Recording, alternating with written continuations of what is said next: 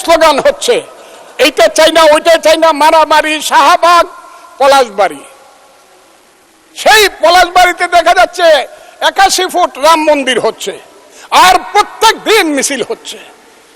রাম মন্দির চাই না, মালাউন্ডা দেশ ছেড়ে চলে যাও, হিন্দুরা চলে যাও, মিছিল করতেছে।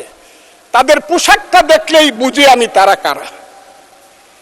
সেই পোশাকি লোকজনের সংখ্যা এখন বেড়ে গেছে, এমন বাড়ছে যে তারা পৃথিবীর কোন সভ্যতা, সংস্কৃতি, কোনো কিছু শুনতে চায় না, কোনো কথা শুনতে চায় না। ধর্মকে নিয়ে শুধু ব্যবসা করতে চায়, তারা হলো ধর্ম ব্যবসায়ী। সেই সব লোকজন আজকে ওখানে যাচ্ছে, মারামারি করছে। আমি সরকারকে বলবো, স্বরাষ্ট্রমন্ত্রী আছেন, যদি মনে করেন মন্দির ওখানে করা ঠিক না বা রাম মূর্তি করা ঠিক না, বন্ধ করে দেন একদম কঠিন ভাবে, যে না এই দেশে কোনো মন্দির টন্দির বা মূর্তি করা যাবে না। কিন্তু আমি মনে করি ওই 100 না 300 ফুট মূর্তি বানাক, আমি মুসলমান, আমার কি আইলো গেল, আমি তো ওটার দিকে তাকাই না। আমি প্রয়োজনে 25 তলা মসজিদ করব, অসুবিধা কি? ওর মন্দিরে নামাজ করবে, পূজা করবে, আমি আমার মসজিদে নামাজ পড়বো, অসুবিধা কি? একসাথে কি আমরা থাকবো না? ওরা কি 9% মানুষ, 1.5 কোটি মানুষ, ওরা কি থাকবে না? এই দেশের এদের দেশ। 14 পুরুষ আগে তো এদেরই দেশ ছিল। এটা 1204 খ্রিস্টাব্দের আগে এইখানে হিন্দু এবং বৌদ্ধদের দেশ ছিল।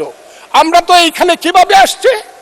আমরা আসছি হযরত খাজা মাইনুদ্দিন চিশতি রহমাতুল্লাহ আলাইহি, খাজা নিজামুদ্দিন, বখতিয়ার খাকি, হযরত শাহজালাল, শাহপরান, গেসুতারাজ, ওই চট্টগ্রামের বাইজিদ বুস্তামি, ওই বাগেরহাটের খান জাহান আলী থেকে ধরে ওলিয়া উলিয়া গাউস কুতুব দরবেশরাই তো এই দেশে বলছে আইসে, শোনো হে মানুষ ভাই, সবার উপরে মানুষ সত্য, তার উপরে নাই, তার নাম হলো সুফিবাদ। সেই সুফিবাদকে তো তারা মানে না, তারা তো মাজার ভাঙে ফেলতে চায়, তারা তো আগুন দিয়া পুড়ে দিতে চায়। মৌলানা মৌলভী সাহেবদেরকে আমি শ্রদ্ধা করি, কিন্তু পীর সাহেবদের দোষটা কি? যে কুষ্টিয়াতে কুপায় মারলেন কেন?